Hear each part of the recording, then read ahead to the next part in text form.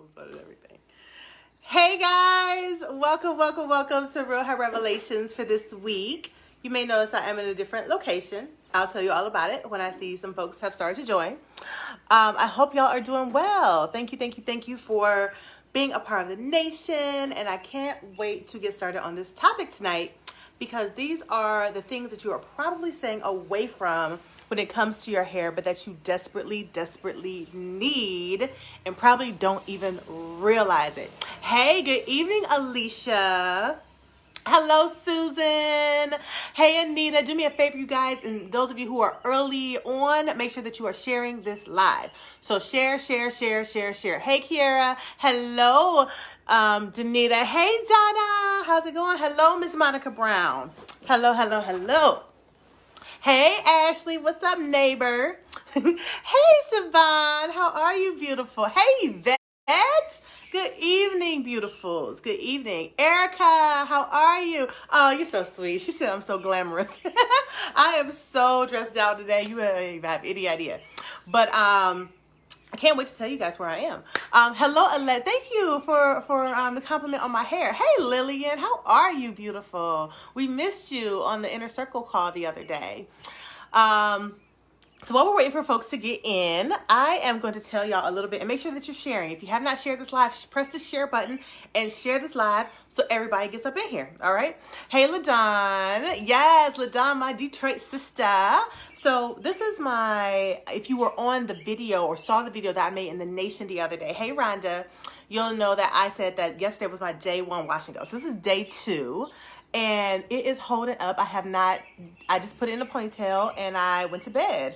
And I'll tell you where I am in a minute, but I actually forgot my pillowcase. I don't travel anywhere without my satin pillowcase.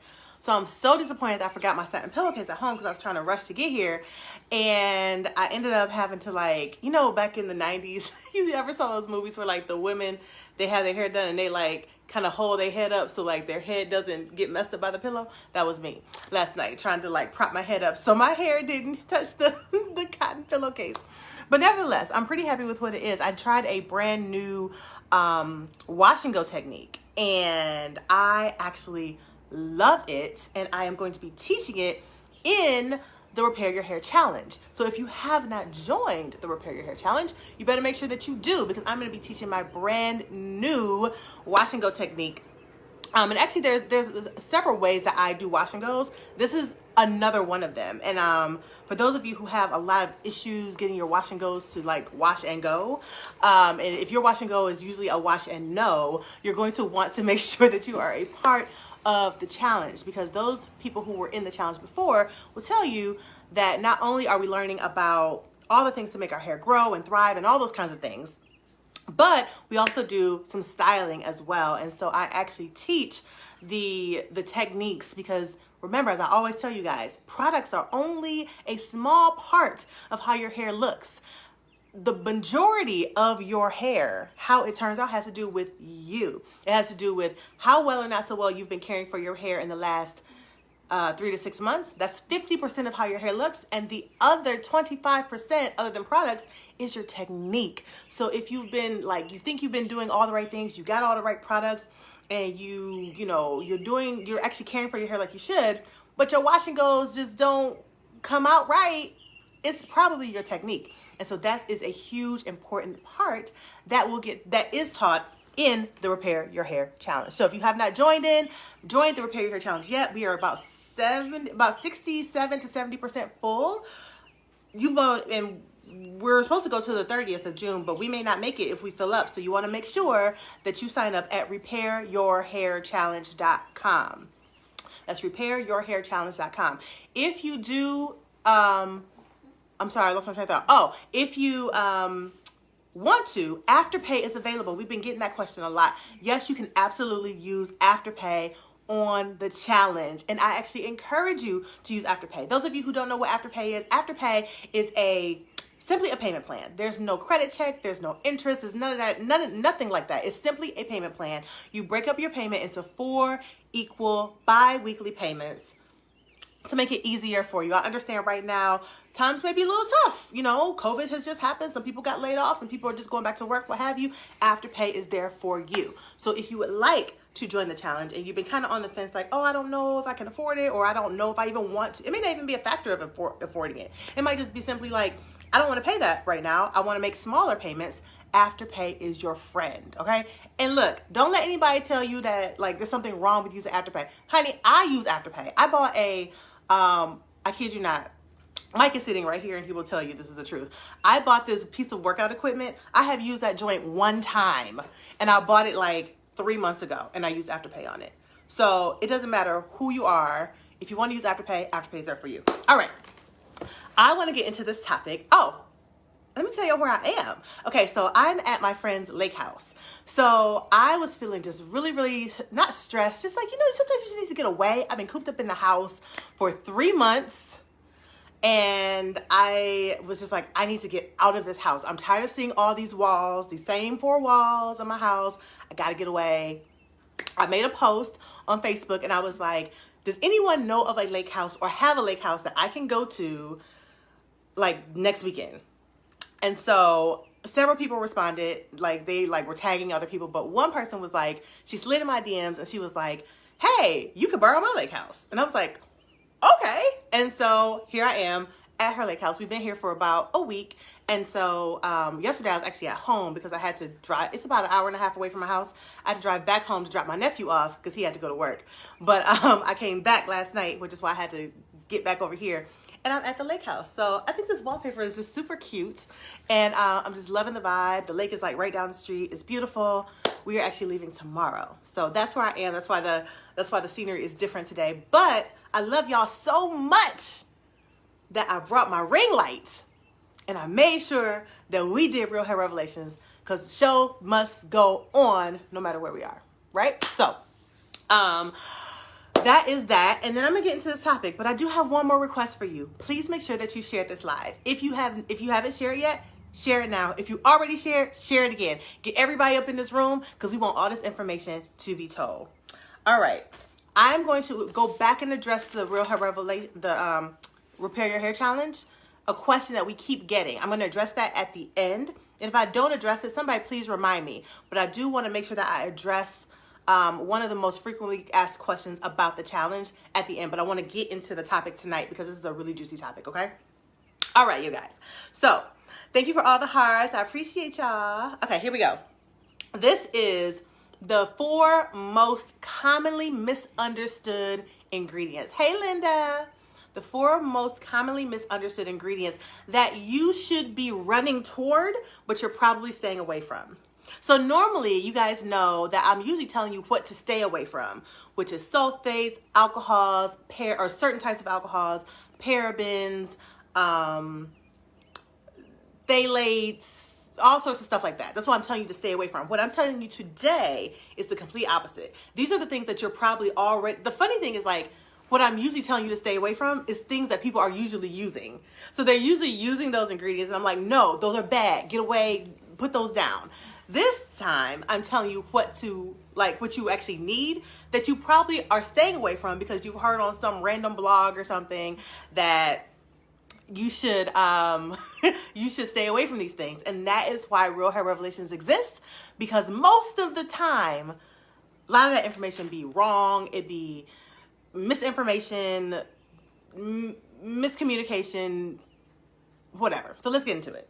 All right, so the first one is a very, very easy one. The first ingredient that a lot of people are staying away from that they actually need more of in their life is water. And when I say water, I mean both externally and internally.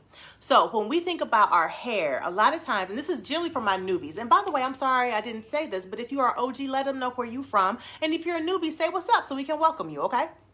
All right, water is the first thing that you desperately need. I'm very intentionally starting with water because it is the basis and the root for everything good that has to do with your hair. All right. Now, when we think of water, a lot of times people think that you can wash too often, that you can wash too much, that water is drying to the hair. and that, you know, having too much water on your hair at any given time will make your hair break off. That is the complete opposite of the truth.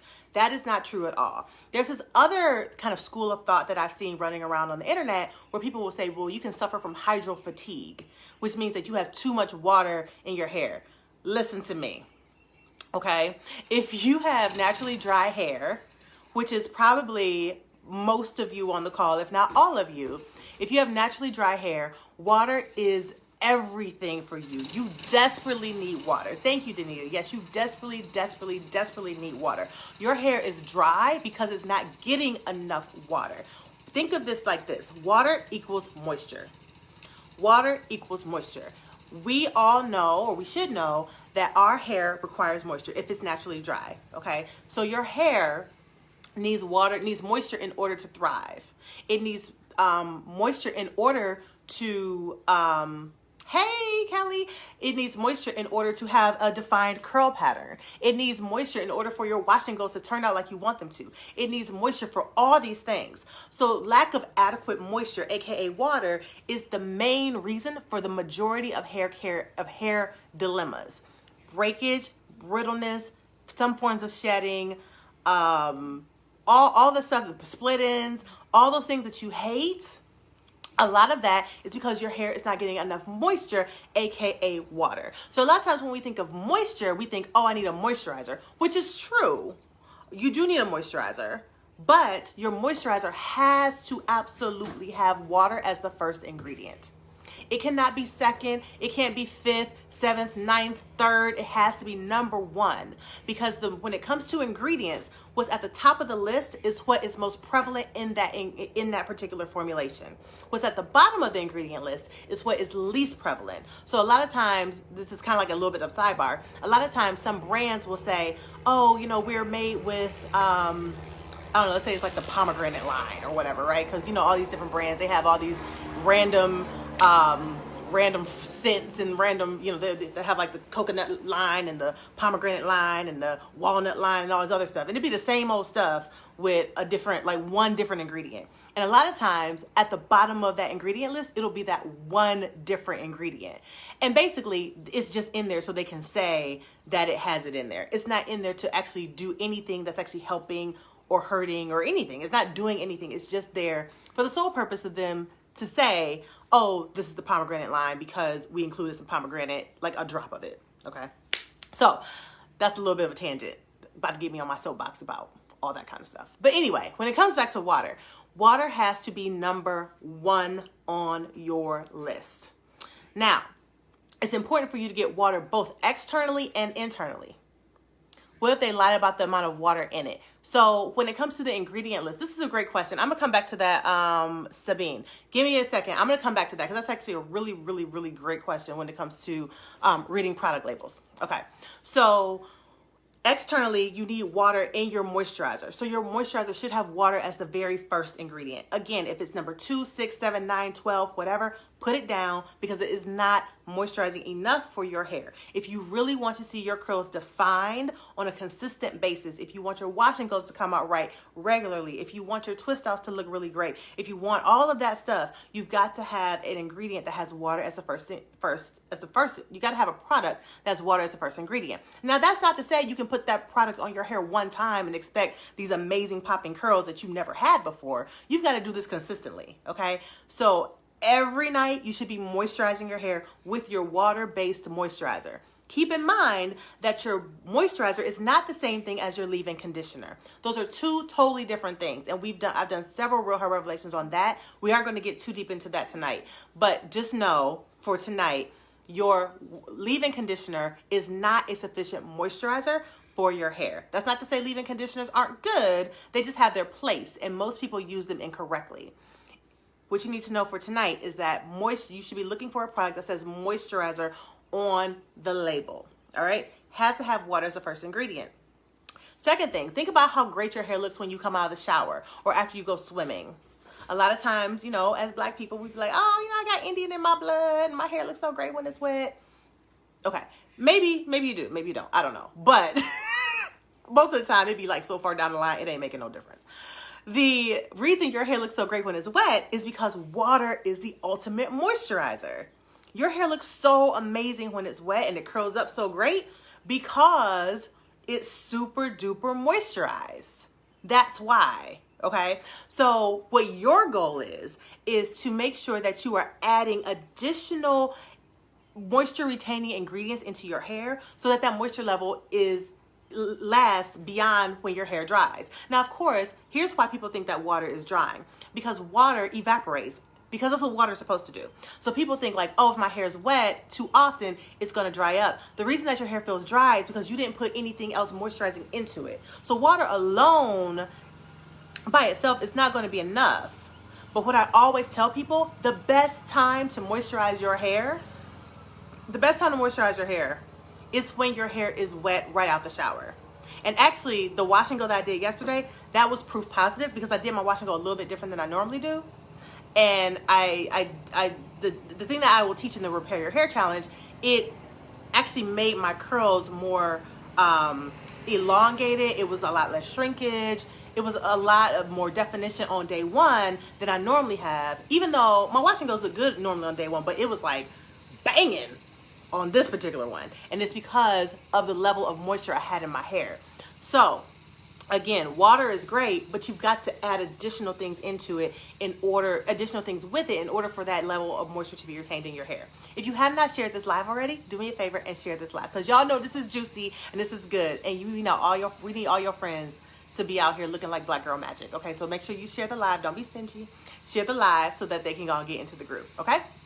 All right, now I'm going to shift a little bit and talk about internally. You can not only do things topically, you also have to do things internally as well. So you need to be making sure that you are drinking enough water, at minimum 8 cups of water a day. If you can stomach the recommended amount, which is actually half of your body weight in water, even better, even better. But I realize that a lot of people are kind of new to the journey, and it's very hard to drink. I don't even drink half my body weight in water, and I've been doing this hair thing for a long time. I drink my 8 cups of water a day though. So if you can do half your body weight in water, that's fantastic. But at minimum 8 cups of water a day. Think about it like diet and exercise, which is always my go-to analogy. If you have, let's say you have you buy some sort of cream for your body that's supposed to, like, I don't know, they have all these like cellulite creams, right? Let's just go with that. So you put the cream on your thighs and it's supposed to remove the cellulite, but you still eating chips and pizza and dairy and all the kind of stuff that actually causes the problem. You putting the cream on your thigh ain't gonna stop it because you're still doing the things internally that are causing the problem in the first place. So back to hair, you can't just put a product on your hair that has great ingredients but still not be drinking water. You have to consume the things to help it along, right? So you have to make sure that you're drinking adequate water. So drinking enough water and also topically adding moisture that is water based to your hair is a double whammy for making sure that you actually get the hair styles, curl pattern definition that you actually want. Okay? All right. So now I want to go back to Sabine's Rika, you're so funny. Now I want to go back to Sabine's question about what if they lie about the water content or the water amount on the label. Okay, this is a great question because I'm always talking about how important it is to make sure that you are cognizant of how these labels work. All right. The first thing to know is that what is on the label, this is pretty much for my newbies. If you're a newbie, say what's up so I know you're a newbie, or give me some hearts or something so I know you're a newbie. The first thing that you need to make sure that you know about labels is that what is on the front of a product label, for the most part, is all marketing. Most of it does not even have to be true. Surprise! I know, right? But what's on the front is normally not regulated in the US at least, by the FDA. So a product or a brand can say that the product is healthy. They can say it's natural. They can say in some cases, they can actually say it's organic and not be telling the truth. They can say that it's got certain ingredients in it that's not necessarily in there. They can say all sorts of things that are total lies to get you to buy the product. Because when you go to the store, what's the first thing you look at? You look at the front of the label. You look and say, oh, this is the grapefruit line, oh, blah, blah, blah, you know, and you get all excited because it's like this brand new, you know, line of products. But generally, all that stuff is marketing. And I say this as a brand owner, and I also say this as someone who's in my previous career, before I owned Naturalicious, this was my job, right? My job was to market. I worked for Ford. I was marketing cars, not hair products. But it was my job to create copy and words and experiences that people would gravitate toward through words and imagery. That's what marketers do, right? So you go to the store and you see a product and you're like, oh, this is the new whatever line. And it says that it's natural and is safe. It can even say it's vegan, and it could be a total lie, y'all. I know it's crazy, like plot twist, right? It could be a complete lie. What is regulated on the front of the label though is the size. So if it says that it, you know, the company can't say that it's 12 ounces when it's only 4, for example. But they can tell you that it's organic, and they can tell you that it's safe and it's healthy and all of these great things that you want to know. So you may be saying, well, how am I supposed to trust anything? Here's what you do. Before you leave the store and before you spend your money, you need to spin that bottle around or that jar around and look to see what is on the ingredient list. On the ingredient list, it will tell you everything you want to know. So I'm not going to say that companies don't lie about what's on their ingredient list, but if they do, there is a hefty fine if they get caught. So it's a huge deterrent for companies to lie about what's on the ingredient list. Of course, anybody can put something out into the market, but if it's actually in a store, though, the FDA and all those sorts of people, the government bodies, are always like kind of secretly shopping brands and products. And they actually take those products back to their lab and they reverse engineer it and they test it to see if those people are telling the truth or not. And so it is a huge fine, like hundreds of thousands of dollars, sometimes in the millions. I'm going to shift this a little bit because this light is messing with me. If companies lie about what's on their ingredient list. So it's in your best interest when you are at the store.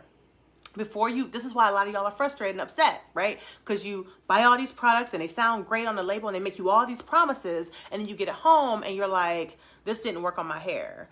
And, you know, you start looking at reviews and you realize it doesn't really work on anybody's hair, which is, you know, what a lot of people are experiencing, especially with this whole Buy Black movement that's happening right now. Because people are like, oh, well, this is why this product didn't work for me. Because they're starting to realize that some of the stuff that's made for us is not made by us. So they don't even know necessarily what we're supposed to have. They just put something on the front of the label that sounds good and looks good. And they pay some influencers, and the influencers tell you it's great. And then you get it home, you're like, I don't know how anybody is liking this because this sure as hell isn't working for me. And that's why. All right. So what I like to say is that think about it like, well, I'll tell you my experience. When I was younger, before I met my love of my life, who's sitting right there, so he knows I'm talking about him. Hey, Aaron! Aaron's on. Okay, so back when I was younger and I was like dating a lot, my mother used to tell me that when you're dating someone, always be cognizant and aware of the representative. You always meet the representative first. Follow me here. I'm gonna tie it all together in a minute, okay? You always meet the representative first. The representative is, in my case, the guy who's going to tell you everything you want to hear. He's going to tell you all the sweet nothings. You know, you're going to probably act, you know, if when I was younger, you know, you would actively say, you know, this is what my ex-boyfriend did and I couldn't believe he did that. So this new person will become everything that you didn't want in the last person. He will be your knight in shining armor. He will be your shoulder to cry on, just everything. But then about 6 months or a year comes down the line and you're like, who are you? Where's the person who is this person? Where's the person that I fell in love with? Where's the person that I knew 6 months ago or a year ago? right? Y'all have all been in this situation, I'm sure, at some point. So when you're at the store and you're looking for hair products, what is on the front of the label is the representative. It's telling you everything you want to hear. It's going to tell you all the things that you are actively looking for. You're going to randomly start seeing those things. Like, oh, I'm looking for something that eliminates breakage. You're going to see products that say eliminates breakage. If you're looking for something that says hair, repair, I can repair my split ends, which is, by the way, not possible, not scientifically possible at all. So any product that tells you that it can repair split ends is a lie. Flat out lie. It's not scientifically possible. And I've done Real Hair Revelations on that before. We could talk about that another day. But it will tell you these things. And whatever you're actively looking for, just like that guy or that girl that you would say, these are all the things that I don't want in a person, they become everything you want. That's what these products do. The front of the label is all marketing.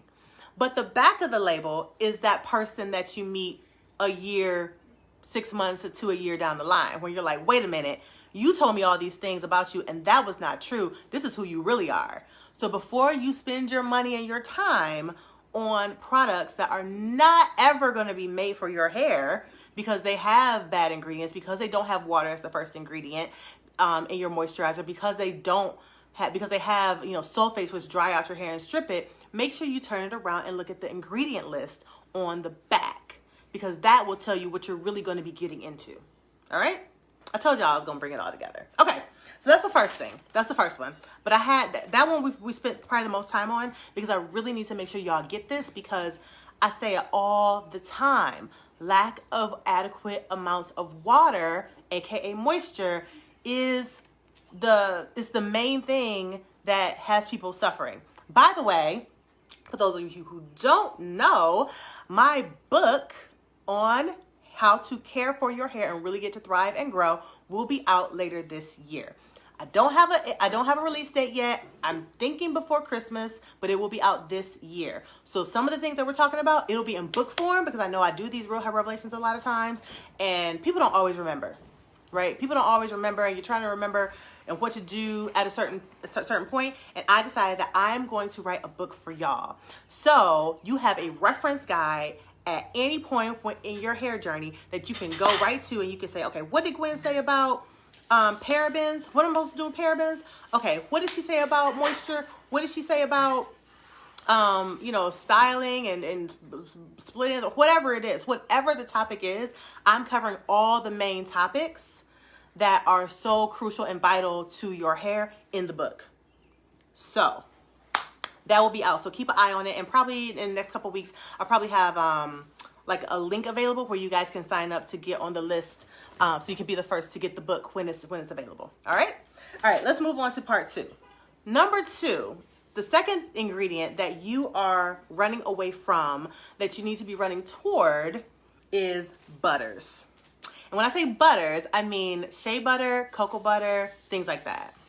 Now, there's a caveat to this one. You should only be running toward it if you're using it correctly. Here's what I want to make sure that you know. Let's talk about oils for a second. Oils are sealants. Oils are not moisturizers. Okay, this is very, very, very, very, very important. A lot of people are used to their, like when I was little, my mother used to sit me between her legs and she would grease my scalp. Blue Magic, Sulfur 8, whatever. Y'all know the staples, right? She would use that on my scalp directly. You probably had the same experience. And so you may have grown up thinking that, okay, oils and grease are moisturizers. That is not true. Oils, but our parents at the time, they did the best with what they knew. They did the best with the knowledge that they had, right? So now we know that oils, and first of all, grease is not good for you, period. So Blue Magic, sulfurate, all that stuff needs to go. But oils, like even natural oils, like olive oil, argan oil, jojoba oil, safflower oil, sunflower oil, all those kind of oils that are great for your hair, they're only great when you're using it the right way. And so a lot of times people will put oil on their hair and they will wonder why their hair is still dry. And your hair is dry because oils seal in whatever they're on top of. So if you put oil on your dry hair, you're going to be locking in dryness. if you put oil on your moisturized hair, which we just talked about with the water situation, if you have adequate moisture levels in your hair and you put oil on top of that, you will be locking in moisturized hair, which is what you want. If you want your hair to be growing and thriving and healthy and curls defined and all that kind of stuff, it's got to be moisturized, and then you lock it in with an oil so it's that moisture level stays in your hair longer. We just talked about how keeping the moisture level in your hair is important. Putting the oil on will lock it in longer. Now again, I am not one of those experts that's going to sit here and try to make you feel like you can do this stuff one time and you haven't been caring for your hair in the past and it's supposed to just be this miracle of curl definition that you've never experienced before. No, it's going to take some time and consistency. Just like going to the gym, you've got to put in the time and the effort and the work if you want to see the gains. So it's the same thing with your hair. You're not going to have the most awesome looking curls ever your first time. Right? Especially if, you may have some more than you had before, but it's not going to be like it will be once you are consistent with it. Okay? So consistency is your friend. My OGs know that's what I talk about all the time. Consistency, consistency, consistency is everything. Just like going to the gym. You can't go to the gym for, a week and then stop and wonder why you didn't get in shape. Because you know that you didn't do your part. So it's the same thing with hair. You can't not do your part and expect for this one product, no matter what it says on the bottle, you can't expect for it to perform miracles when you haven't been doing your part. All right? So when it comes to butters like cocoa butter, shea butter, things like that, those are all solidified oils. They are not moisturizers. Think about when cocoa butter gets warm, like if you sit it out in the sun or if it gets microwaved or whatever, it melts, right? And it melts into, this light is really bothering me. Let me shift over here. It melts into a oil, right? It's literally like a liquefied oil. So shea butter, cocoa butter are fantastic for your hair if they are used in the right space. So that's why I say that there's a caveat to this one, because a lot of times people want to start putting shea butter and cocoa butter on their hair directly and they think they're doing something good, and they are, but they're not using it right. And so because they're using it incorrectly, they're experiencing dryness. Because again, remember, oils lock in whatever they're on top of. That goes for solidified oils like butters, like cocoa butter and shea butter, right? But if they're used in conjunction with moisturizers, they are wonderful. Yes, Nika, the sun is moving. That's why I had to shift over a little bit. They are wonderful for your hair. If you notice, our step 2 actually has shea butter in it. Our step 1, which is our Moroccan Rasul 5-in-1 clay treatment, actually has cocoa butter in it. It's being used in conjunction with moisturizing products. So as long as you are using these ingredients in conjunction with things that are moisturizing and you're using them as sealants, they are absolutely wonderful for your hair. And I highly, highly encourage them. If you can find a product, especially a moisturizer, that has water as the first ingredient, which we already talked about, and has a shea butter or a cocoa butter or something like that in it, that is a winner, or should be a winner. Okay. If you have a moisturizer that does not have water as the first ingredient, it don't matter if it got cocoa butter or not. You need to put it down because it's not worth your time. It's not going to hydrate your hair. I saw someone ask, thank you, Eva. Eva said she likes my wallpaper. Thank you. This is actually not my wallpaper. I love this wallpaper. This is my friend's. I'm at her house. And so I love it. I really want this for myself, but I can't take the credit for it. Hey, Kanai, how are you? No worries. I'm so glad that you're able to join us tonight. Someone asked, how long should you have, let's see.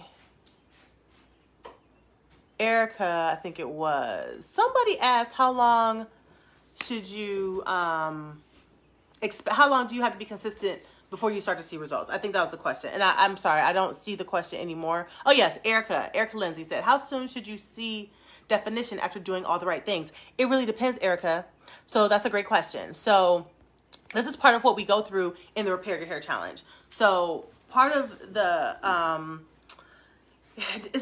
always think of your hair and the results that you get very similar to diet and exercise, which is why I always use that analogy, because it's so similar. By the way, if you haven't shared this live, make sure you press the share button and share it with your friends. So just like you and I, Erica, we could go on a diet together, and we could go to the gym, and we could both we could do the exact same thing, and we could stay exactly on task.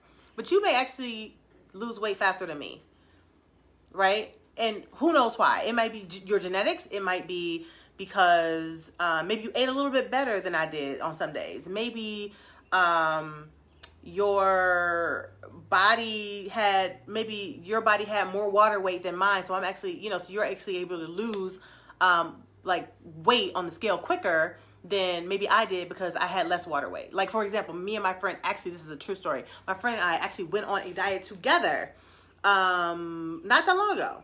And I lost 10 pounds in like 4 weeks. She lost, I kid you not, 10 pounds in the first week. And I was so annoyed because I was like, it took me a whole month to do this. And it took you, which is not long. I was actually proud. But then when she came up here talking about a week, she was like, well, girl, most like 7 pounds of that was water weight. So she, you know what I mean? So, but we started at the same time. And so the moral of the story here is that it's going to depend, Erica, and for everyone else listening, it's going to depend on how well or not so well you've already been caring for your hair, because that's the majority of your hair's look and feel, right? The majority of how your hair looks and feels, a whole, like literally half of it, 50% is how well or not so well you've been caring for your hair in the past 3 to 6 months. So if you have kind of already been doing kind of some of the right things, it's going to take you less time to start seeing major results than it will someone who hasn't cared for their hair in 2 years. You know what I'm saying? Also, how your technique. So it's important for you to really get your technique together, which is another thing we go through in the Repair Your Hair Challenge. So we go through how to actually properly get that perfect twist out every single time. How to actually do wash and goes, because wash and goes, there's so many different techniques for wash and goes, and rarely is it just wash and go, right? So that's a whole 25% of how your hair looks. If you're not setting your hair the right way, it doesn't matter how great your products are. It doesn't matter how well you've been caring for it. If you can't do a twist out, your twist out gonna look raggedy, right? It doesn't matter how well you've been doing it. So that's another thing. And then the other part is, of course, your products. So, but products are only 25% of your overall hair's, look and feel. So while it's 25%, it's still a large part, but the majority of it still lies on you. So it's hard for me to really say exactly how long anyone should take, because it's really going to depend on what they have or have not been doing. But we fixed all that stuff in the Repair Your Hair Challenge. So I hope you join if you haven't had a chance to yet.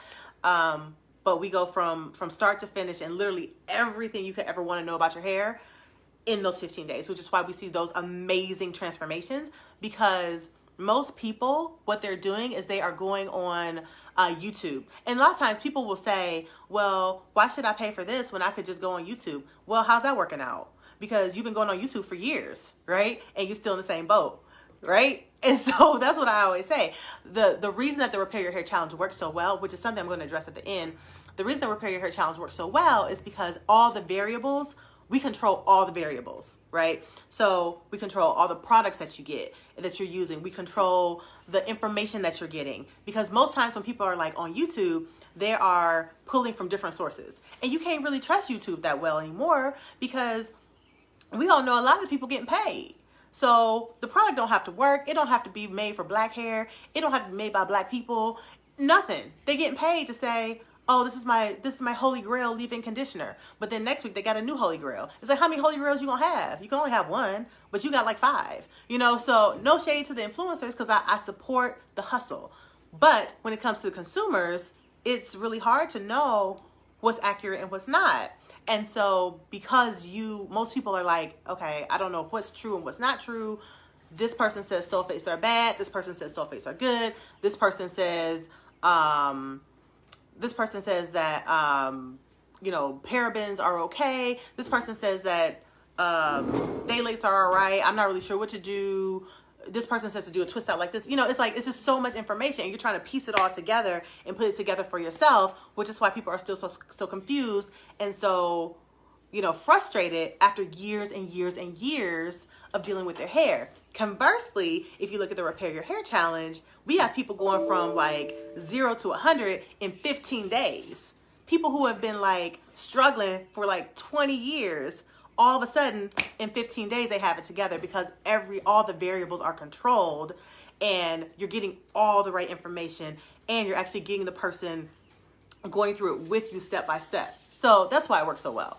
But yeah, so hopefully that's a long answer to your question, Erica, but I hope that kind of gives you some insight as to kind of what to expect when it comes to your hair. But I will say there's people who were in the Repair Your Hair Challenge last time who had not been caring for their hair in years. And in 15 days, they were like kind of put through like almost like a hair care boot camp for 15 days and they got it all together. And the great thing is that not only did they do it for those 15 days, but it's taught in such a way that they can continue that beyond, right? So it's not like, oh, I learned this, now I'm off on my own. These are skills that they're able to use for a lifetime. But they learned it all in 15 days where they've been struggling with this stuff for years. I think I saw a couple questions. Deanna, hey Deanna, she says, newbie here. Will the challenge address how to make styles last longer for people who exercise? I find it's harder for a style to last when I work out when I don't. That is something we talk about in the challenge. I won't say it's like a whole like lesson, but it's included in the challenge. So ways to make your hair last longer. Yes, we absolutely, and regardless of if you work out or not, everyone wants to know, how do I make my hair last? I will tell you, I do twist outs. Mostly my hairstyles are normally twist outs and wash and goes. Every now and then I'll do something different, but usually that's what I do. When I do twist outs, I do not retwist. It doesn't matter if I'm working out. It doesn't matter if I'm sleeping, just whatever I'm doing. I do not retwist. And it's a very specific technique that I do, that I teach in the Repair Your Hair Challenge. But my twist outs last until the next wash day. So I'll go easily from day 1 to day 10, because I usually wash my hair every 7 to 10 days. From day 1 to day 10 without retwisting, and my twist out looks great every single day. And then I wash it because it's time to wash my hair. So anybody, even if you're someone who works out a lot like you, Deanna, or even if you don't work out a lot and you're just like, I'm tired of having to redo my hair all the time, the Repair Your Hair Challenge teaches you those techniques to make your life easier. Because who has time to be retwisting their hair every day or just doing their hair every day? I don't. And I don't have the time, and so I don't do that. But again, it's all in your technique. That's why, again, I'm always saying, like, the struggle is not real when it comes to y'all hair. I know that's like kind of like the consensus and what society has us thinking. Like, the struggle is so real, it's so hard, it's such a chore to deal with our hair. It's not. It's not, but it is, because most of us have never been taught what to do. It's like having the tools to build a house. Like I said before, it's like having the tools to build a house. The nails, the hammer, the wood, the siding, the windows, and somebody just giving it to you and saying, here, go build a house. Well, how are you supposed to build a house if you never even got the instructions? That doesn't make any sense, right? And so when it comes to your hair, you've got all the tools, right? You've got all the... you've got every product in the world available to you. Like, think about like 10 years ago. It was so hard to find black hair products. And now you have every product available to you. Like, every product, no matter where you go. Neiman Marcus, all the way up there, all the way down to like Rite Aid. You can find aisles and aisles of black hair products. But people still struggling with their hair. They're still upset. They're still frustrated. They still don't know what to do. So products is not an issue. We don't need more products. We don't. There's plenty of products. The problem is you don't have enough education because no one's ever taught you. And that's what the Repair Your Hair Challenge resolves. I think I saw another question. Let me see. Jackie, I am transitioning. Will the Repair Your Hair Challenge work for me? Yes, ma'am. There's actually someone in the challenge last time who was transitioning. And she's now in the inner circle. So the inner circle is kind of like the alumni group of the Repair Your Hair Challenge, should you choose to become a part of the alumni group. And Paula is her name. And so she was transitioning, and she's still kind of sort of transitioning a little bit, but she's more natural now than she was before. But she's transitioning. And so she went through it, and she's now part of the inner circle, and she's looking fantastic. So yes, the Repair Your Hair Challenge will work for you even if you are transitioning. All right. So let me go down. Do I know when the salon will open? Hey, says the salon will open. Oh, Eunice, hey, darling. Are you the one who made the appointment? We had like literally like 18 people make appointments on the first day that Michigan opened, and we had to cancel them all. And I remember emailing you specifically. But we're going to open when it's like really, really safe. I realize that the states are opening. I don't trust it. I really feel like it's just an economic play. People's money is being affected. And so the government is like, oh, we can't keep losing all this money. Let's open up businesses. Not take into account that our immune systems have not changed. People are still not socially distancing. The curve has not flattened. And I'm just like, we're not going to open because I don't want anyone getting sick. And I don't want my staff getting sick. And I don't want my customers getting sick. And so we've actually chosen not to open right now. But when that stuff goes down, then we will open back up. But it's really for everybody's safety. I know that people, want to get their hair done and they want to look great. And we want you to look great. But we also don't want you to die in the process of looking great. So we have decided at this point to just stay closed until we can make sure that it's truly, truly safe for everyone to be in such close proximity like that. So, all right. So I gave you the first two things. All right, let's go into the third thing. The third ingredient, and if you haven't shared this live, make sure you share. I need y'all to share the live. Share. The next thing that you need to make sure that you are running toward, this is an ingredient that a lot of people stay away from. This is a big one that I hear a lot, is glycerin. Glycerin is so amazing, but I hear people say all the time, glycerin dries my hair out. And I'm like, how, Sway? How glycerin dry your hair out? Glycerin literally is a humectant. And a humectant, by definition, is an ingredient that attracts moisture to your hair. So remember, we talked about water and how all of us have, most of us on this call have very dry hair. And so the more tightly coiled your hair is, the more drier your hair is. So we need all the moisture we can get. So we need stuff that attracts moisture as much as possible. So staying away from glycerin is not the move. The reason people think that glycerin dries their hair out is because glycerin attracts moisture. So in warm weather, a lot of times the glycerin or the moisture that it's attracting to your hair, it actually will sometimes cause people's hair to kind of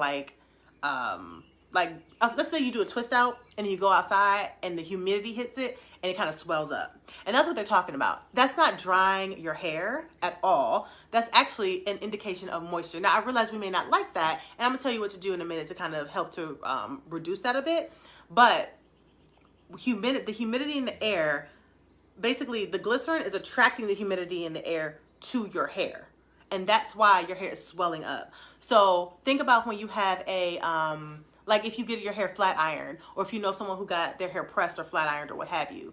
If they put water, which is moisture, right? They put water on their hair will revert, right? And so that's what is essentially happening. So when you do like a nice little twist out or poof or whatever, and then you go outside and your hair poofs up, that is the glycerin, which is attracting the moisture to your hair, attracting the humidity to your hair. This is for the health of your hair. This is actually a really good thing. Now, again, I realize this is not the look you're going for, and we'll talk about that in a minute. But when it comes to the health of your hair, it is not drying your hair out. It is actually bringing more moisture to you. So if you're running away from glycerin, you're doing yourself a huge disservice, because glycerin is almost like a stimulus package in that way.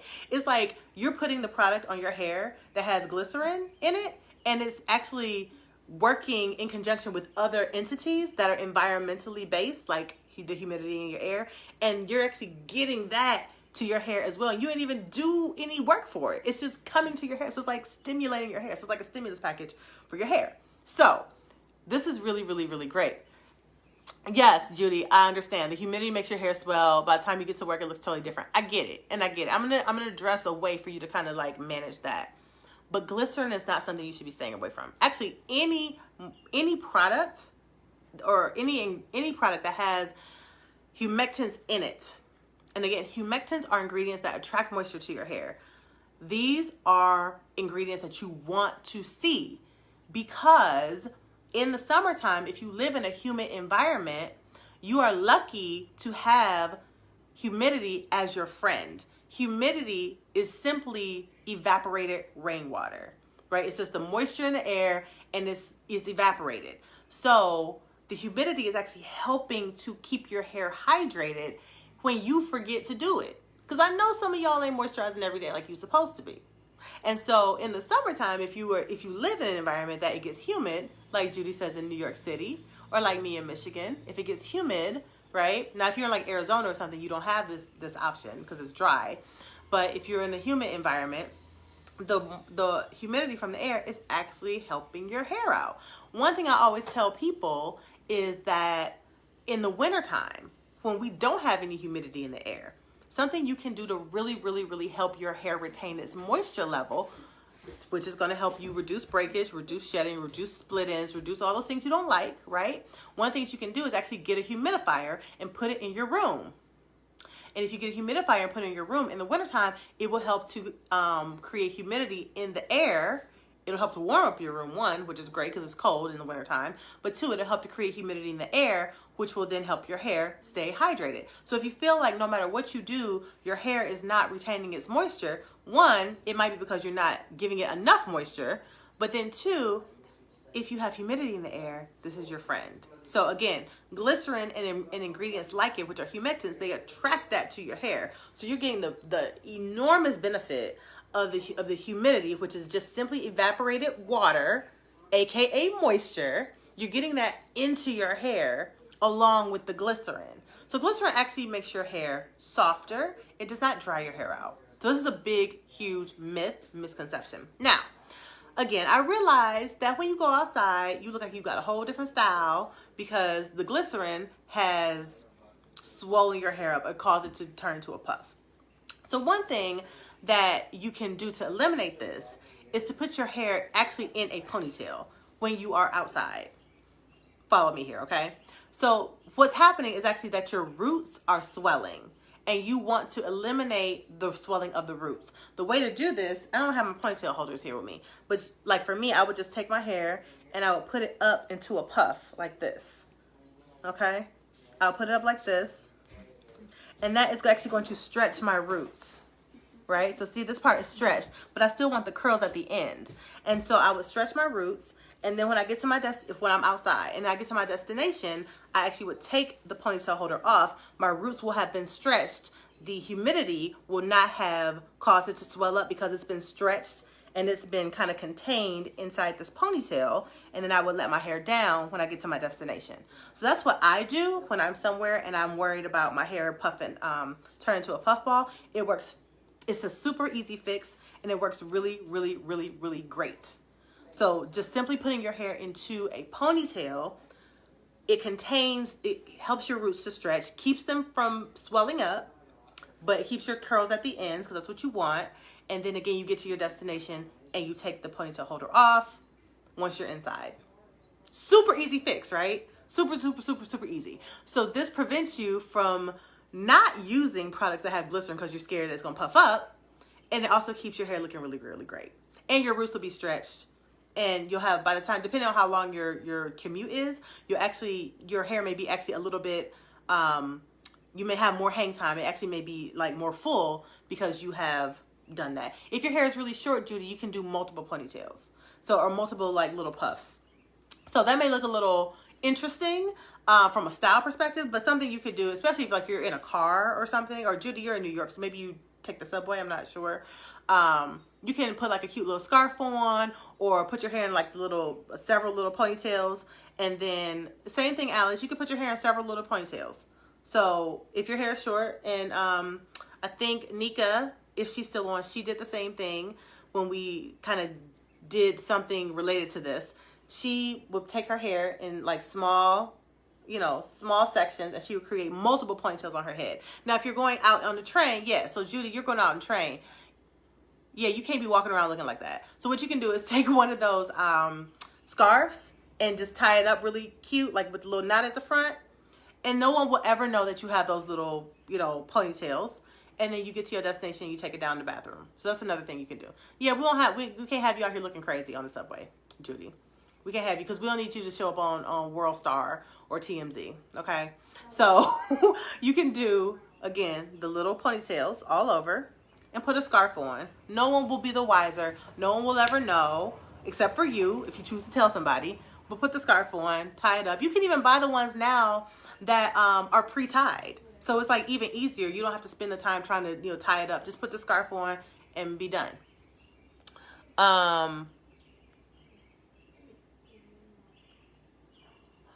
Deanna says, even though I have locks, I still deal with dryness. I believe in water. Now I just need to adjust my routine to lock in the moisture. Deanna, actually, in the last Repair Your Hair Challenge, Karen was our resident lock star. That's what I call all you ladies with locks. She was our lock star. And so she actually had locks. And I don't know if you saw the picture, but if you go to repairyourhairchallenge.com, her picture is on the page, like her before and her after, her 15-day transformation. Amazing. Amazing in 15 days. And so a lot of people, I'm so glad that she joined, because a lot of times people ask, you know, will this work for me if I have locks? And I'm like, yes, here's the proof.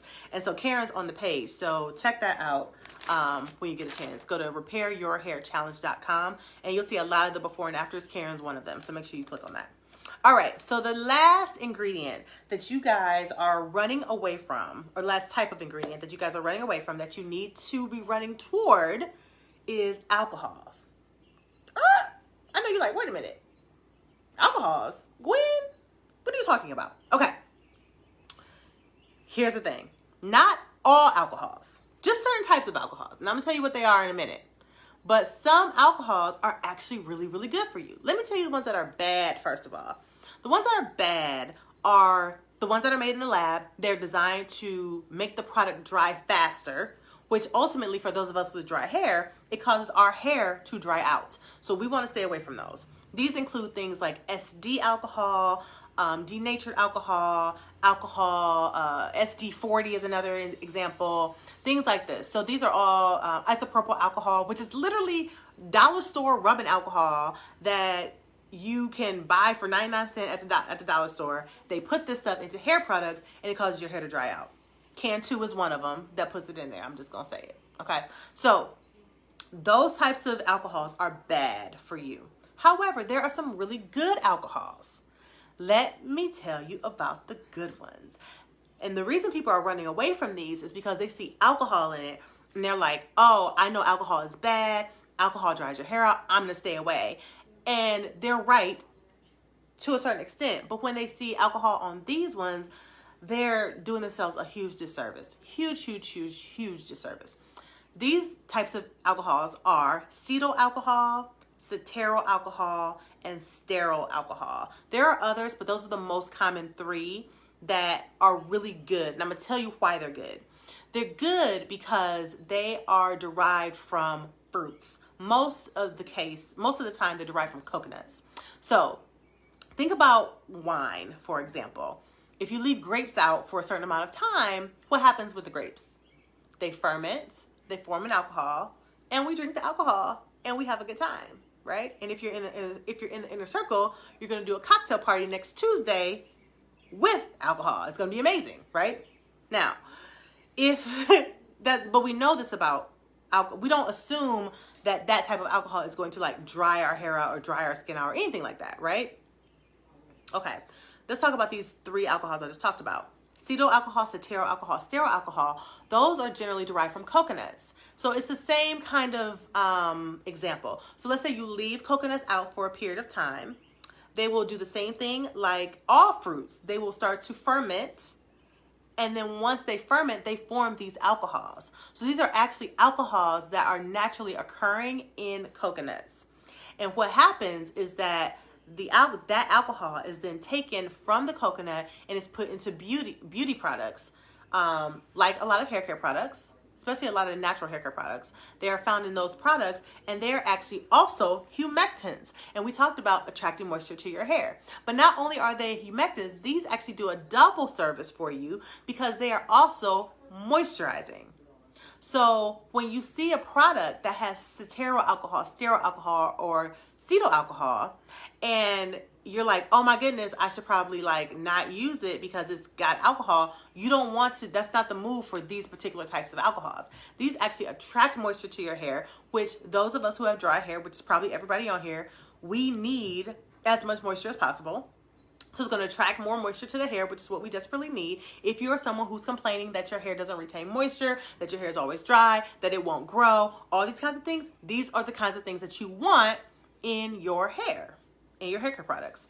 And then not only that, but it's actually also a moisturizer. So remember I was saying earlier when we talked about water, that water is fantastic, but water alone is not always enough. Water needs to be combined with other moisture retaining ingredients in order for you to see that really nice curl pattern on a consistent basis. Guess what? Cetyl alcohol, cetyl alcohol, stearyl alcohol, those are the 3 types of alcohols that will do that for you.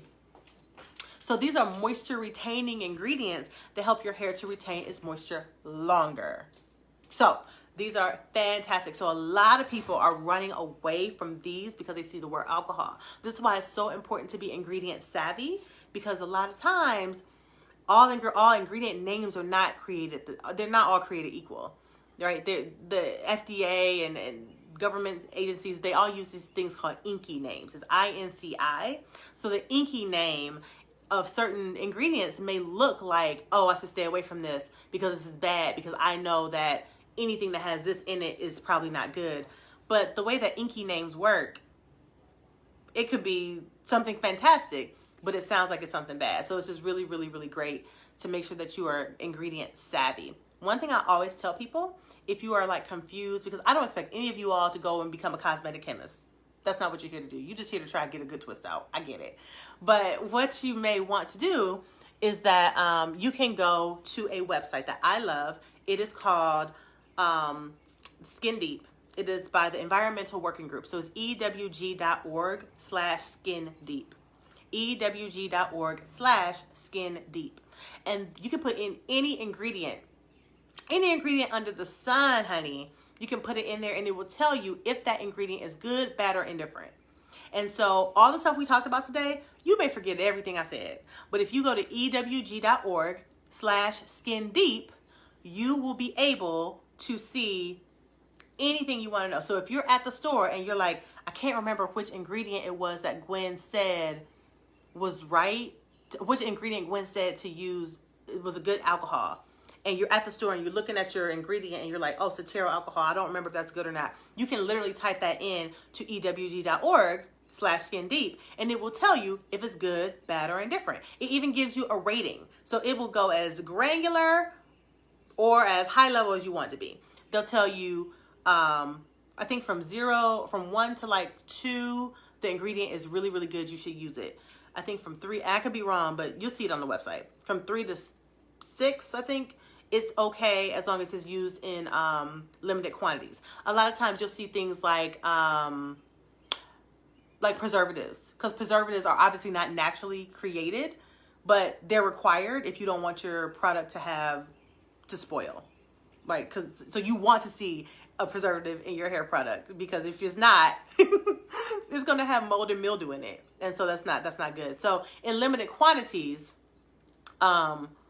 preservatives are good. So those will probably be like the 3 to the 6. And I think from 7 to like above is like, you should stay away from that. You don't want that. It's bad for you. Things like parabens, which cause breast cancer. Things like sulfates, which dry your hair out. Those are things that will probably be in red. And so if you want to get even more granular, it'll tell you like all the little nuances and all the scientific stuff. Most people don't want to know all that stuff. But if you want to dig that deep, you can. It's on the website. But mostly what you need to just look at is the rating scale. And they'll tell you if it's good, bad, or not. So you don't have to try to remember everything that we talked about. Just go to the Skin Deep website that I gave you and they'll tell you everything. All right? So has this been a good RH Art tonight? I told you it was juicy. Let me see. Did I miss any questions? And thank you, Danita, for being on and helping to answer some of the questions. Hey, Harry Stone. I'm sorry, I don't know if it's Hari or Harry, but I'm gonna say Hari Stone. The after the slash is Skin Deep. Skin Deep after the slash. I think I tried to answer most of the questions as I went along. Lynette says, I'm receiving life from this Real Hair Revelations live. Yes, honey. Yes, yes, yes. I'm so glad. Megan. Hey, Megan. Megan says, I'm glad I found Gwen. My whole life is a lie. Oh, no. I didn't know about any of this stuff. I have beauticians in my family. So here's the thing about beauticians. And as you all may have learned, you know, Naturalicious does have a salon. So I love my beauticians. They are amazing. But here's the thing. A lot of times, for one, there's been a lot of new developments and learnings when it comes to hair, specifically black hair. Now, traditionally, black hair really wasn't studied a whole lot. It was really just hair, and most of the hair was the quote-unquote status quo standard of beauty, which was Caucasian hair or Asian hair, which is straight, right? And so generally when people would talk about hair in the past, and I'm talking like 20 years plus, they would generally be talking about hair in general, but it wasn't always our hair. Our hair has so many different nuances, textures, types, what have you, that it's like a whole different science when it comes to textured hair for people of color than it is for, or specifically black people, than it is for some other nationalities and demographics. And so my aunt is a stylist and has been all my life. And she, when we have conversations, a lot of times I'm teaching her about hair, and she's just like, I can't believe, I'm so embarrassed, I don't even know this stuff. And she's probably in her 70s now, but this is stuff that they never learned. It was never available to them. Like I always say, like, people do the best with the information that they had, and that was the information that they had. They didn't know, Nowadays, though, in hair school, most hair schools, they don't teach specifically about textured hair. They teach about, again, hair in general, which is generally the status quo, Caucasian or Asian or maybe even like Brazilian hair or something, but it's definitely not our hair. And so even when people are now coming out of school, a lot of times when I used to do a lot of these sorts of classes live when I was kind of first starting out, and honestly, like 25% of the room would be people who had just graduated from school, because they're like, I never learned any of this stuff. So what's crazy is that even now, people are still not learning about textured hair, which is why I always say we don't have a product problem. We have an education problem. From the general consumer all the way up to the people who are supposed to be the professionals, no one's teaching them this stuff. So, Megan, don't be mad at your beautician family members. They have been doing the best with the information that they had, and depending on their age, they may be far removed from school and they just never learned it in school. So, Miss Pinkston, she says, does moisturized hair equal shiny hair? Sometimes. Sometimes. So, generally, yes, but it kind of also depends on what else you've been doing to your hair. So you can have really moisturized hair, but if you have, say, like color in your hair, for example, color is drying. So you actually have to add more color to your, more moisture to your hair when you have color in it, in order for it to be moisturized. But because your hair has color in it, it's naturally more drying, and so therefore it may not be as shiny as someone who doesn't have color. You know what I'm saying? So that's like a variable that may or may not result in shiny hair. Generally, shiny hair is usually moisturized. Yes, but you can have shiny hair that's not moisturized, because there's people who, I know back in the day, I think they still make it. We used to use Isoplus. Remember Isoplus? It would come in a big blue can. It was like huge. Like that can was like this big. And he would spray Isoplus on your hair. Your hair would be shiny, but it definitely wasn't moisturized. It had all kind of alcohols and all kind of crazy stuff in it. So moisturized hair does not always equal shiny hair, and shiny hair does not always equal moisturized hair. But if your hair is moisturized, I can tell you that moisturized hair does equal soft hair. I can tell you that. And it does not matter what you think your hair texture is. If you think you have 4C or 5X or whatever, if you think you got like Kunta Kinte hair or what have you, if your hair is, it has adequate moisture consistently, your hair will be soft. No matter, not maybe not be soft as a pillow, but it's going to be soft. It's not going to be hard. It's not going to be stiff. What I always tell the people who take the Repair Your Hair Challenge is that anytime your hair feels stiff or hard, that means that that section of your hair is lacking moisture. And so you need to add more moisture. So while we generally think of moisturizing our hair as moisturizing all of our hair at one time, sometimes there's a certain section that just needs some attention. So for me personally, I know the center of my head needs a ton of attention because it's the most dry part of my hair. And so I find myself oftentimes re-moisturizing just that section because it's stiff, it can get hard or what have you. But all that means is that it needs more moisture. So again, when I tell y'all like the struggle is not real, it's really just about learning the nuances of your hair. Like realizing like, oh, I can actually be in control of what my hair looks and feels like. I don't have to feel like my hair is hopeless. I just need to add more moisture right here, or I need to add more moisture right here, or whatever. You know what I mean? So, hope that answered your question. Fill the seats. Let's see. Thank you, Angie. She says, happy birthday, fellow Gemini. Happy birthday to you, my Gemini sister. Belinda, my birthday vacation was good. It was. I try my best not to work, but it's hard because I really love what I do. And so I found myself kind of like hopping in here and there to do some little things. And plus, you know, we're getting ready for the Repair Your Hair Challenge. So it's only so much time I could actually take off because I got to prepare for y'all. But it was great. And if those of you who came to my birthday party, oh my gosh, thank you so much. I had the best time ever with you guys. So much love was in that room. It was probably the best birthday party I've had, and that was obviously virtual, so it was crazy, but it was so much fun. So thank you guys for coming, those who were able to come. Charlene, thank you. She says, I get very excited when Gwen speaks during her revelations. Yeah, I love it. So yeah, I think I answered all the questions. If I missed any, y'all drop it down for me below, because there's a lot of comments today, and I don't want to miss anybody if I can avoid it. Yes, Eva, pink lotion. Girl, don't even get me started on pink lotion. Oh, by the way, speaking of pink lotion, I know y'all have been seeing the posts going around about the Black-owned hair products. Y'all, don't believe all them posts. Like, I know you've seen all the lists of all the, you know, black hair products to buy lists. Listen, some of the brands that sound the most black are usually not even the Black-owned hair products. I saw one list, and it was on a website that's kind of like a well-known kind of like magazine, and they're like Black-owned hair products to buy. Naturalicious was on the list, so that was great. But it also had like African Pride. I'm like, African Pride ain't black-owned. African Pride ain't never been black-owned. What are you talking about? So listen, if you're looking for Black-owned hair care products, make sure that you are still doing your due diligence, because everything y'all read on the internet ain't true. And journalists who are supposed to do their due diligence are not doing their due diligence, because I know for a fact African Pride is not black-owned. Cantu is not black-owned. As I Am is not black-owned. None of these companies are black-owned. Pink lotion is by Luster's, and Luster's is black-owned, for those of you who are asking. So Luster's is black-owned. It's not good for your hair, but it's black-owned.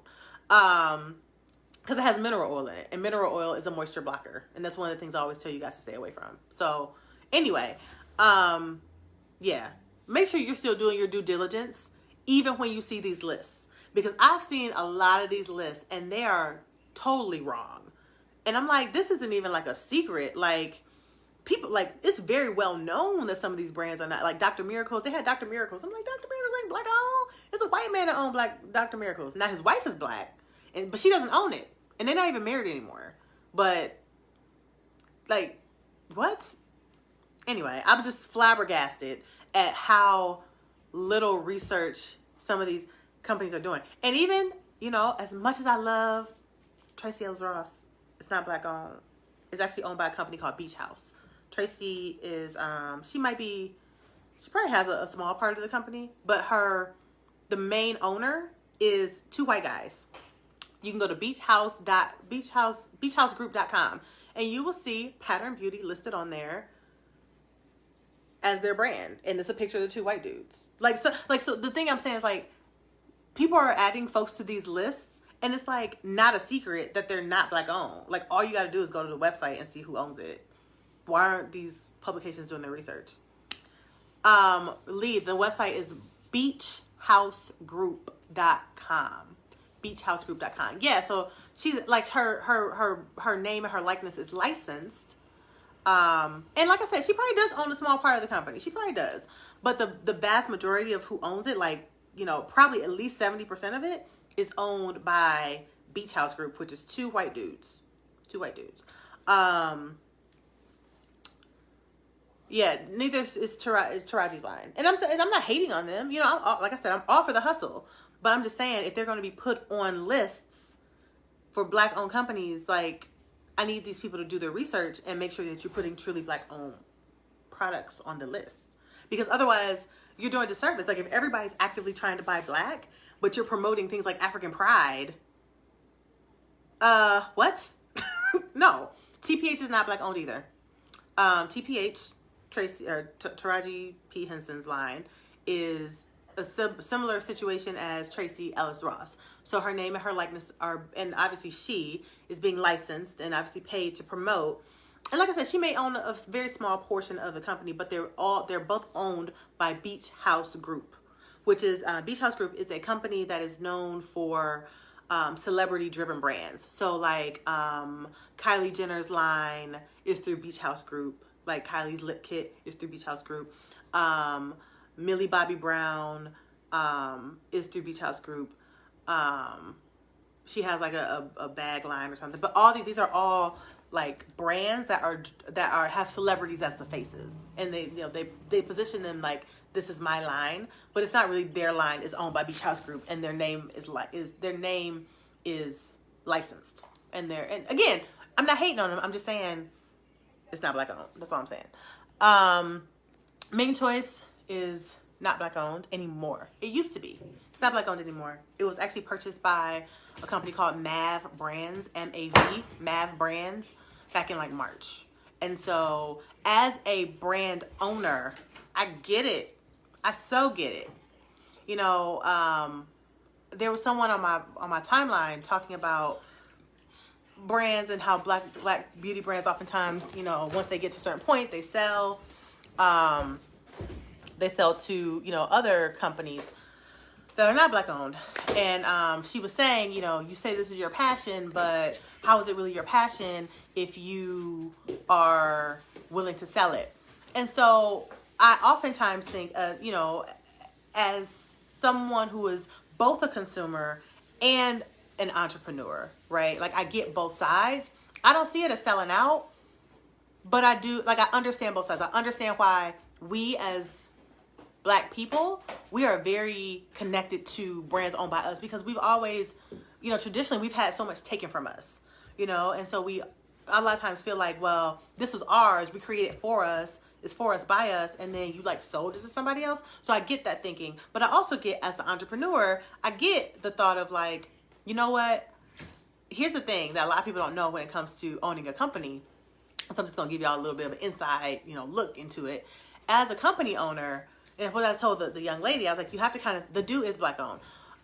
What you kind of have to think about is, as a brand owner and as an entrepreneur, you are the only person who probably works for free for years, right? So most company owners don't get paid for the first 3 to 5 years of owning their company, especially as they're growing the company.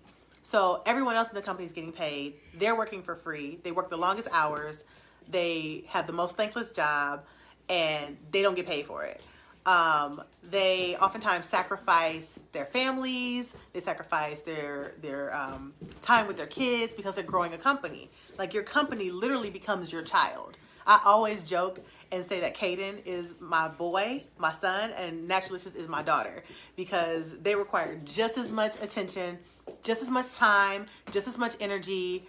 And actually the company actually requires more, because as my son gets older, he's 9 now, he's self-sufficient in a lot of stuff. You know what I mean? Like, he can get up, he can feed himself, he can get dressed in the morning. You know, he can do all these things on his own.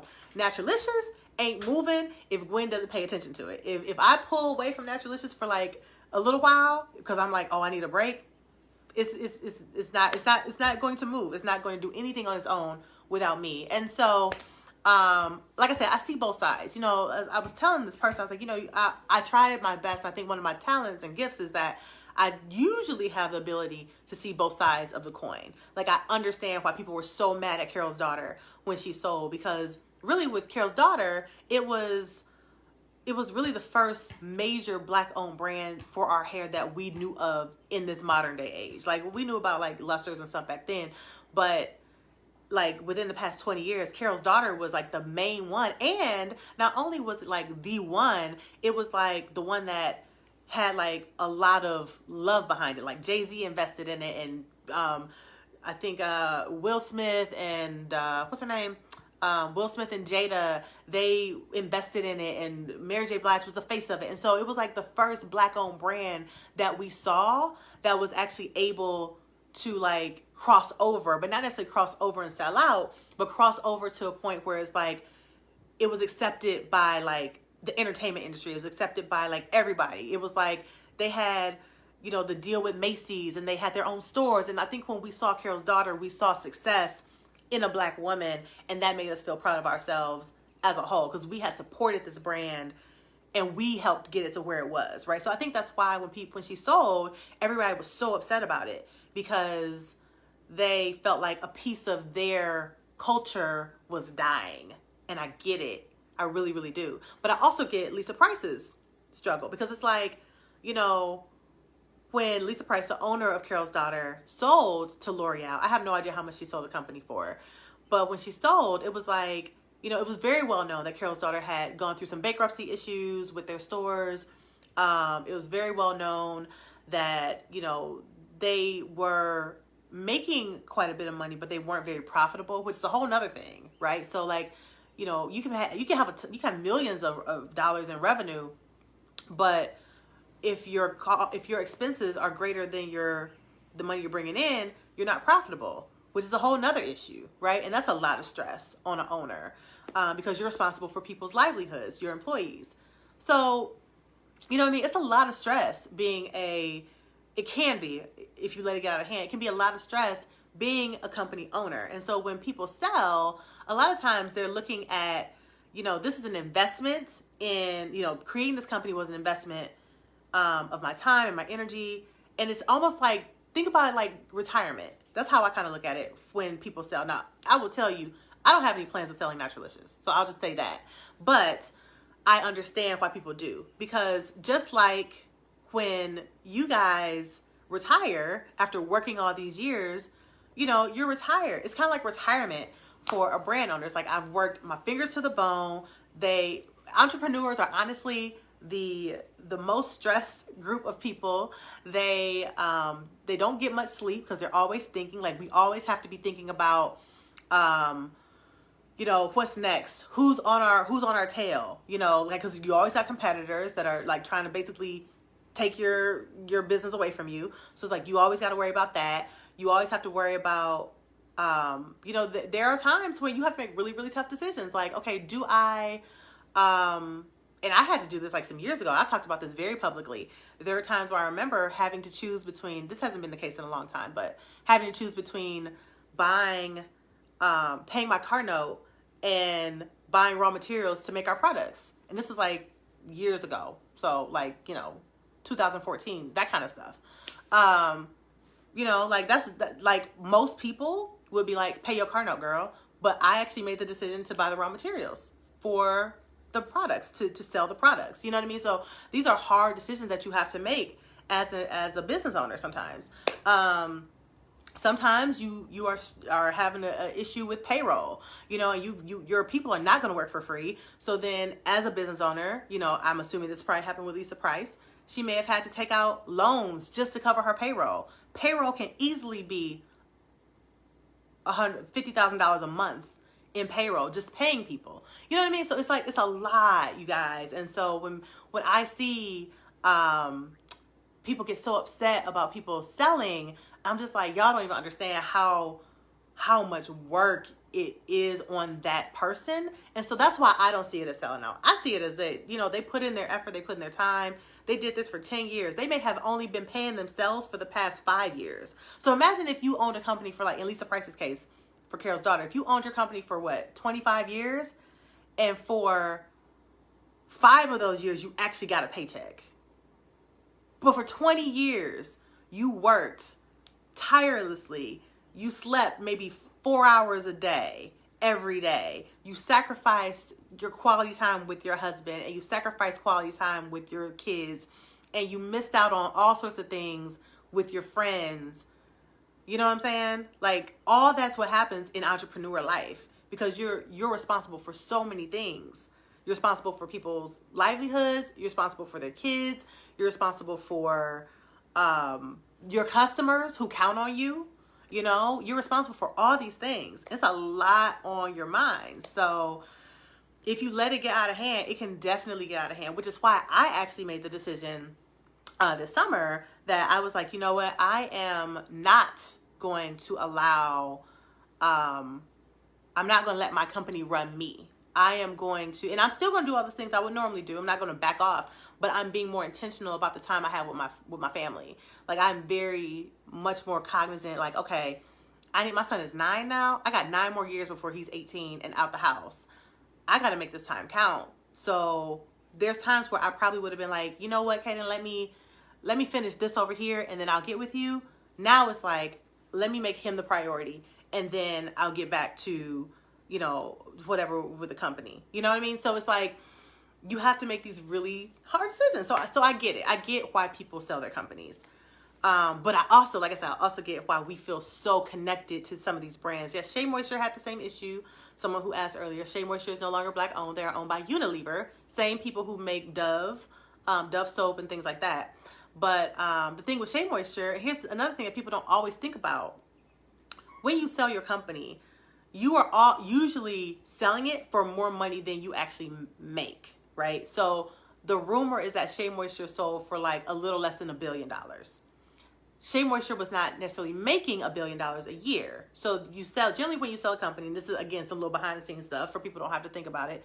When you sell your company, you're generally selling for 2 to 5 times your annual revenue, right? So let's say they were making like 250,000 or 250 million a year, hypothetically. I don't know what they were making.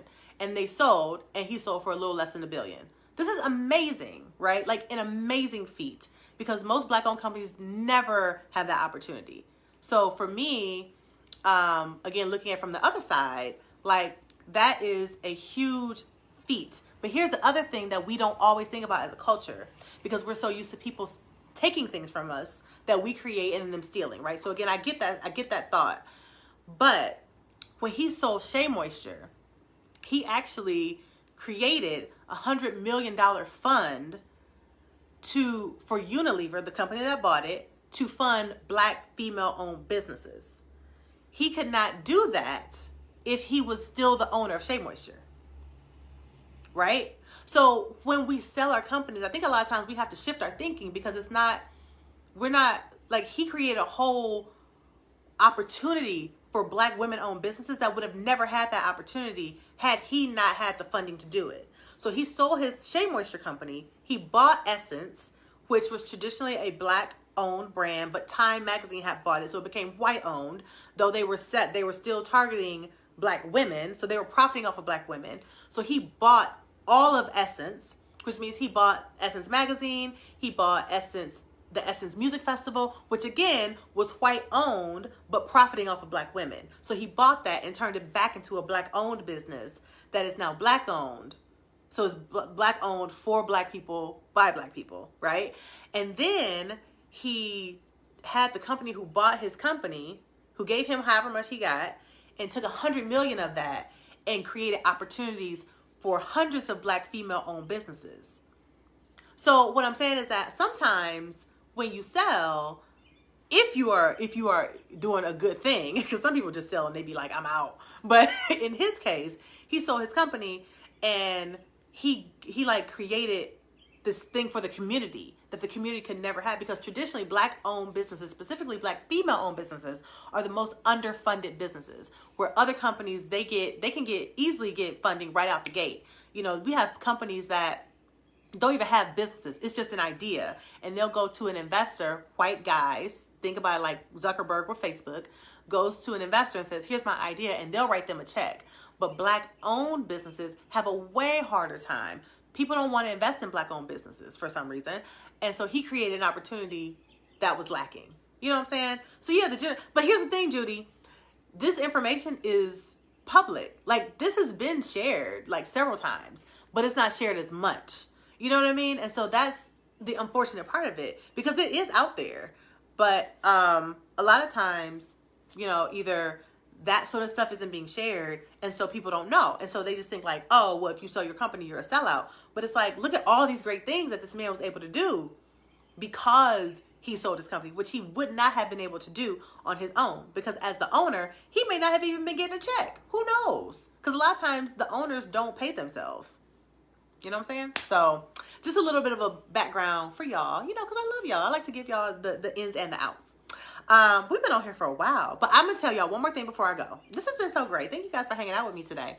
One more thing I want to tell you guys about the Repair Your Hair Challenge. Okay, so let's address this because we have been getting some questions about this. So some people are like, well, I already have the products. I want to sign up for the challenge, but first question. I want to sign up for a challenge, but I can't afford it right now. No problem. We have the Afterpay option for you. If you want to sign up for the challenge, I don't want your hair to suffer, and I want you to have the transformation that you've seen all these other people have. If you are having any sort of issue financially right now, or even if you just don't want to pay at all, like I mentioned at the beginning of this live, you can always use Afterpay. Afterpay allows you to break your payment into 4 equal bi-weekly payments. So it's a much more easier payment to make. All right. So that is available to you. You can always sign up for that at checkout. So that's available to you. The other question that we've been getting is, hey, I already have the products. I don't want to buy more products. Can I just buy the challenge without the products? And the answer is no. And I'm going to tell you why. So we don't have a way of separating the products from the challenge. And here's the reason. The reason that the Repair Your Hair Challenge works as well as it does is because every piece of it is controlled. We make sure that every variable is controlled. So the products that you use, we make sure that you have the right products for the challenge, or for your hair in general. We make sure that the information is all in one spot. So that's why we have the private group for the Repair Your Hair Challenge. We make sure there's one single source of communication, and that's me. So every day I'm showing up on the videos. I'm showing up and I'm doing the lives with you, and I'm actually in the shower with you, doing the twist outs, doing the wash and goes, and all that kind of stuff. Here's what human nature is.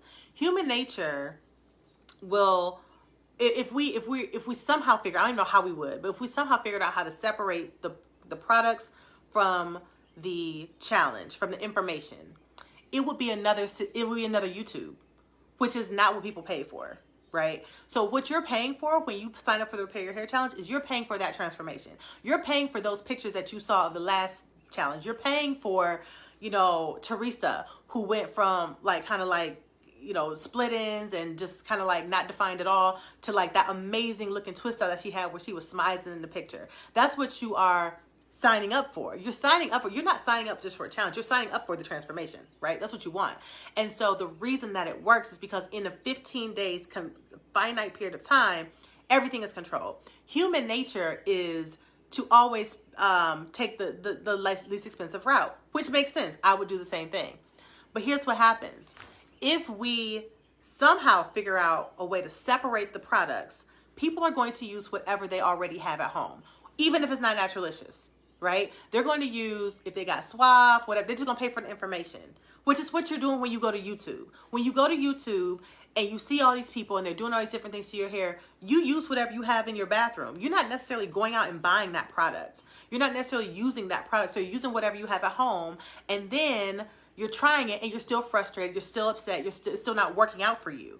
And that's because, that's because none of the variables are controlled. With the challenge, the reason that it works so well is because all that is controlled. So if we separate that and y'all just use whatever you have, right? And you just pay for the product, just pay for the information, then people are going to be coming out of the challenge like, oh, this didn't work for me. Well, it didn't work because you didn't do all the stuff that was required, right? You just paid for the information and you didn't use the right products, and then now your hair's still dry because maybe the ingredients aren't conducive with your hair. Maybe I also cannot there's no way for me to teach 200 people plus with different hair products, right? There's no way for me to do it because I don't know what's in that product that you're using. I can't guarantee that product has all the right ingredients for what you're trying to do. There's no way for me to know that. And so if we have 200 plus people on and 50% of them have different products. Now we've got way too many variables. We've got way too many people who are not actually doing all the same exact things. And then when y'all come out of the challenge, now you've got lackluster results. And it's another situation with YouTube. So YouTube is free, right? But it's not really working, which is why so many people are signing up for the Repair Your Hair Challenge. So we can't separate it, because then you don't get what you're paying for. Because you can get, I do Real Hair Revelations every Thursday. I do this every week for free. You can always come on here for free and watch Real Hair Revelations. You can also go on YouTube and you can also, watch that for free. But it's not really working out because it's too many variables. It's too many variables. And I am not in the business of just giving you something and it's not working. I want you to have a transformation. I want you to come out of this a brand new person. I want you to be like, I had no idea I could look this good or I could feel this good about myself. And that's not going to happen if everyone's not using the same stuff. So what a lot of people will do, if they do already have products, what they will do is they will either keep the products for themselves, because eventually you're going to need them anyway, because you're doing your hair on a regular basis. And when you come out of the challenge, you're going to learn that you should be washing your hair every 7 to 10 days. So you're going to be washing your hair and you're going to need the products again anyway. So a lot of them will just keep the products. And sometimes other people will actually gift the products to a friend or family member to introduce them to Naturalicious. And so again, that's why we cannot separate the products from the challenge. There's just no way for us to maintain control so that it actually works. Does that make sense, y'all? Can y'all understand that and respect that? Because I don't want anyone upset or feeling like, oh, they just trying to make a buck. No, it's really, I'm trying to make sure that you have what you're paying for. Because if you pay half the cost or 2/3 of the cost and don't get the results you wanted, it still wasn't worth your time. Like even if it's cheaper, but it doesn't work, it's a waste of your time and money. And I will tell you that the last challenge, which was in April, 100%, this is unheard of in almost anything that runs the first time. 100% of the people who took the challenge said they would recommend it to a friend. And 100% of the people who took the challenge also said that the curriculum was ideal. Like it was perfect. There's nothing that needs to be changed. 100%. So I'm telling you, this thing that we've created, it works. And there's a reason that it works. It works because all the variables are controlled. It works because we don't allow the separation to happen, because again, y'all know how people are, because I'm the same way. If I can find out, oh, I only got to pay this much instead of that much, I'm going to do the cheaper version. You would too. Everybody would. Like, why wouldn't you? So yes, you may have products at home, but what about all the people who don't have the products at home? They're going to be like, oh, well, there's no need for me to pay $36 for this. I might as well go to Walmart and spend $10. But then part of the challenge is that, remember, I told you 25% of how your hair looks has to do with your products. So if you're not using the right products, it defeats everything, right? And then when it comes to the other 50%, which is how well or not so well you're caring for your hair, part of the challenge is me showing you how to set your hair up for success so you don't have to retwist every night. But if you're not using a product that's going to maintain that moisture that we talked about earlier in your hair, then it's like, it's not working. So then it will be, oh, the challenge doesn't work. No, the challenge does work. You just didn't use the right products, which is why we don't separate the cost of the products. But you're going to need them anyway. So it's like, if you get them, you can just keep them. What if you're not home when it's time for the live demonstration? All the videos are sent out as replays. So if you are not available to be live, it's not a problem. We send the replays the same night. So after the sessions are over, the replay is available to you. And there were some people in the last challenge who couldn't join some of the sessions live. Some of them didn't join. Most of the people joined the lives. But there were, some people who were working and they couldn't join. And so the replays are always sent out to the people in the challenge the same night once it's over. I think I saw Judy and somebody else ask that same question. Megan says, the way I looked at the cost of the challenge worked out to less than the price of all the bad products I've ever bought. that weren't working for my hair. Plus I'm getting proper hair care education. You know what, Megan? I'm gonna screenshot that because that's so true. So y'all smile for the camera. All right. So yes, that is very true. I straight up just screenshot it. But that's exactly how you should look at it. Because, you know, even when it comes to like our products in general, sometimes people will be like, oh, well, you know, I can't believe that the cost of this is $23 for our step one.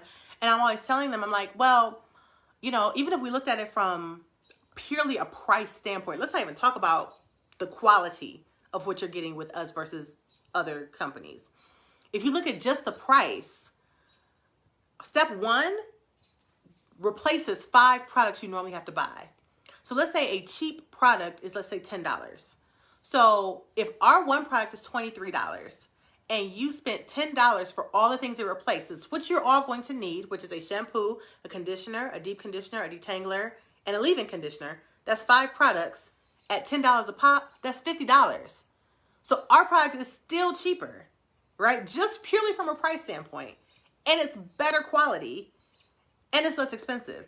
Because if you were to buy all those things at $10 a piece, you spend $50. Ours is over half the cost at $23 for the same stuff, you know? So like the quality of the products is a whole nother conversation. But if we just talking price, you're winning on both ends with Naturalicious. So Aletha, the cost of the challenge is $225 is the cost of the challenge. And that comes with all of the products that you're going to need for the challenge. And anyone who took the challenge before will tell you that not only like you get the products, but the products last beyond the challenge. It's not like they're only able to be used in 15 days. You will have those products for a little while afterwards. So you're essentially buying your products in advance because you're still going to be using them afterwards. And then on top of that, you get all the live sessions with me, which is every single night for 15 days, weekends included. Every single night at 7 p.m. we hop on and we have a live workshop. Sometimes those live workshops are literally us getting in the shower together and we're washing our hair together and I'm showing you the actual right technique because most people don't wash their hair properly. I think 99% of people don't wash their hair properly because you've never been taught, right? So yeah, while you think you may just, you know, just kind of this sort of thing, there's actually a whole technique to washing your hair to get it how you want it to look. And most people don't do that. And so I'm literally in the shower with you, washing my hair and doing all of that. On top of that, you get the daily tracker. You also get the daily lessons that come through email.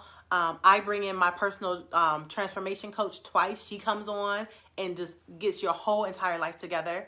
So there's a whole lot that you get. But anyway, the cost is $225, Aletha. Hey, Shanita. Oh, Rika, you're so funny.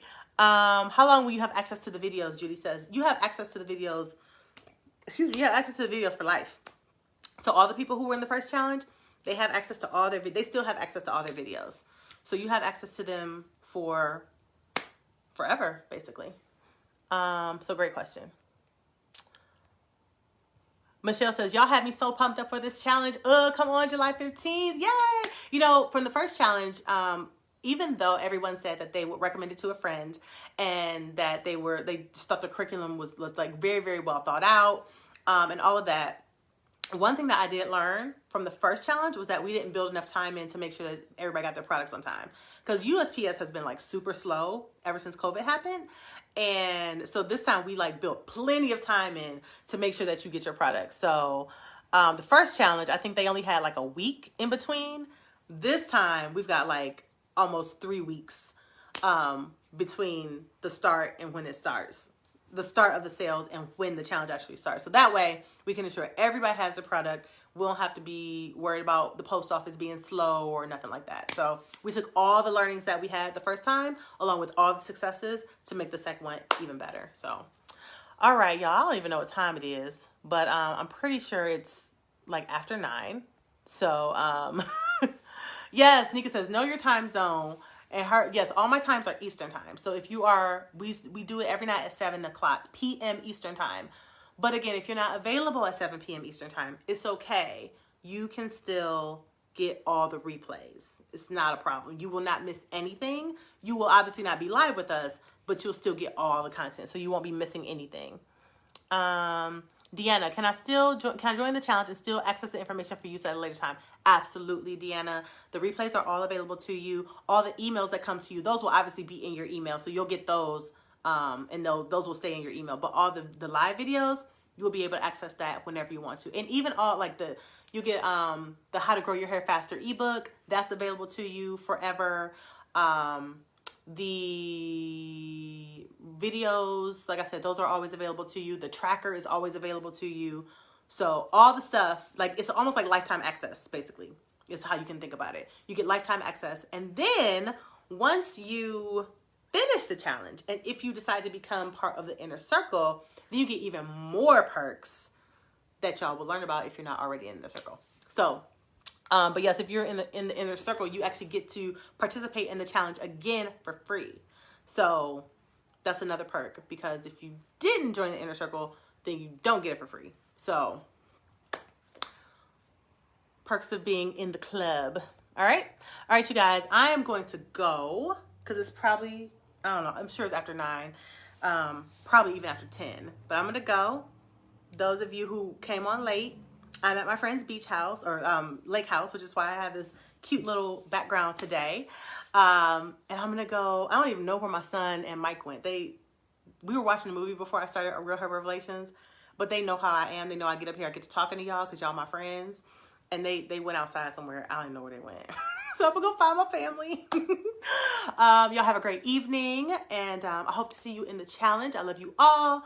Thank you for rocking with me today. And if you missed any of this, make sure that you watch the replay, because this was a really, really, really juicy and good session today. 9:46, Judy. Okay, thank you for the time check. I appreciate y'all. See y'all later. Bye.